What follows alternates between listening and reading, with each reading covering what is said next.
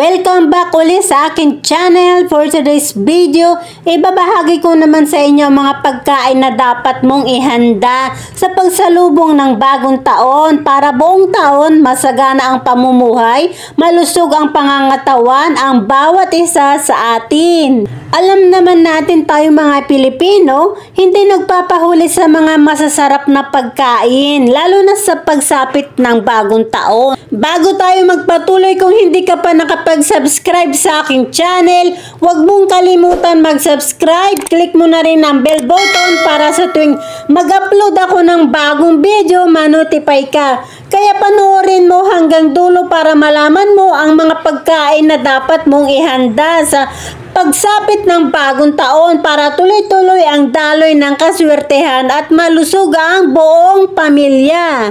Number 1, maswerteng pagkain, karne ng baboy.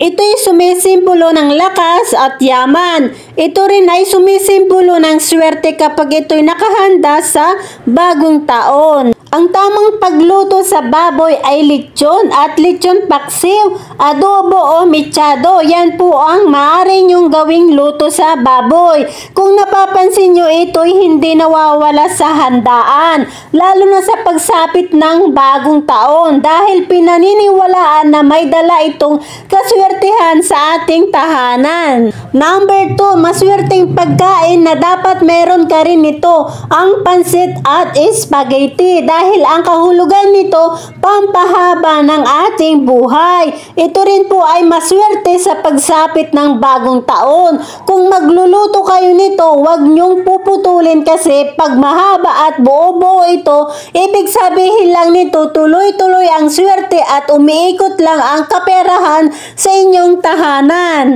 Kung napapansin nyo, pag kinakain nyo ang pansit at spaghetti, pinapaikot nyo sa tinidor. Ibig sabihin po nun, umiikot lang sa inyo ang swerte. Kaya kumain ka nito sa bagong taon para mas hahaba ang buhay natin. Number 3, maswerteng pagkain na hindi rin dapat mawawala sa pagsapit ng bagong taon. Ang matatamis na pagkain tulad na lang ng biko, puto, leche flan, fruit salad, maha blanca, sapin-sapin, bibingka. Ang ibig sabihin lang nito, matatamis at iba-iba ang mga kulay, simbolo ito ng pagkakaisa ng buong pamilya at ang bawat mag-asawa. Ito rin po ay umaakit ng swerte sa loob ng tahanan, kaya huwag kang magpapawala nito sa pagsapit ng bagong taon.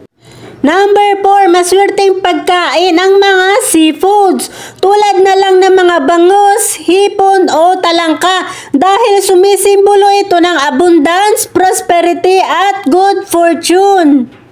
Kung maghahanda po kayo ng isda, huwag nyo pong hati-hatiin ang mga isda. Dapat buo po itong nakaahin sa lamesa. Ang mga pagkain na seafoods kasi ito ay water element dahil ang isda ay marami at hindi nauubos. Ganun din po ang hipon at talangka. Number 5, maswerteng pagkain ng mga prutas na hindi rin mawawala sa pagsapit ng bagong taon.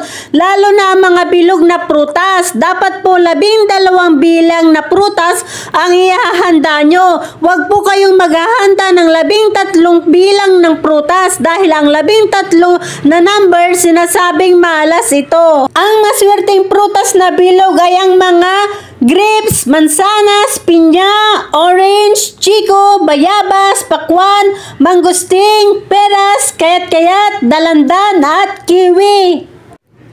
Ang prutas kasi na grapes ay kulay violet at green. Simbolo ito ng pera, lalo na kumpul-kumpul ito at marami. Ibig sabihin lang nito, hindi kayo mauubusan ng biyaya.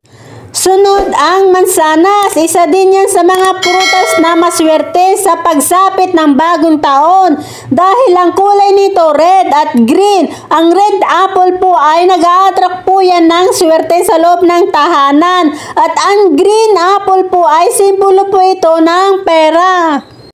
Maswerte din ang pinya dahil ang pinya maswerte po yan sa mga Chinese dahil marami itong mga mata. Kung kayo ay may negosyo at magbubukas lang kayo, dapat may nakadisplay na pinya dahil mag-a-attract ito ng swerte at magtatawag ito ng maraming customer at maraming benta.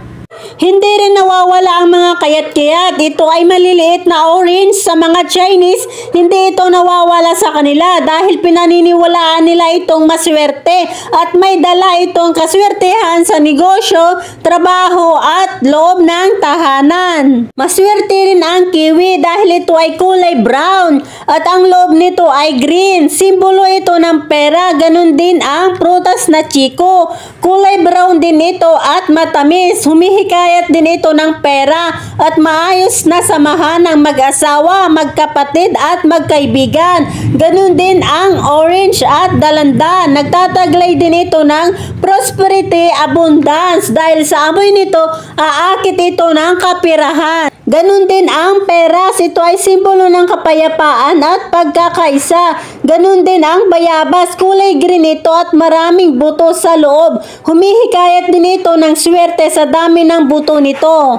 Isa rin na maswerteng prutas ang mangustin. Matamis at kulay pula ang loob. Swerte rin ito sa pera. Ganun din ang pakwan. Ito ay malaki at kulay green at pula ang loob nito. Marami rin itong buto sa loob. Simbolo din ito ng pera. Umaakit din ito ng swerte sa ating tahanan at negosyo.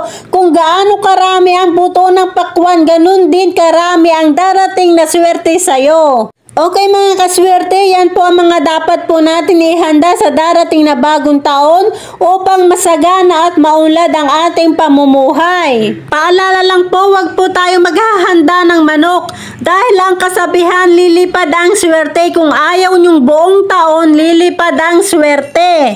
Disclaimer lang po, lahat ng pagkain ay maswerte dahil ito ay bigay ng ating Ama sa langit. Nasa ating pa rin palad kung paano tayo swertehin at uunlad sa buhay. Basta lagi lang tayong magsipag at matyaga sa buhay. Wala pong imposible. Basta malakas ang pananalig at paniniwala mo sa ating Panginoon, siya ang magbibigay ng swerte sa'yo. Kung nagustuhan mo ang usapang pampaswerte, huwag mong kalimutan mag-subscribe, like, share at i-comment mo na rin ang paniniwala mo. Maraming salamat and God bless po. Happy New Year sa ating lahat.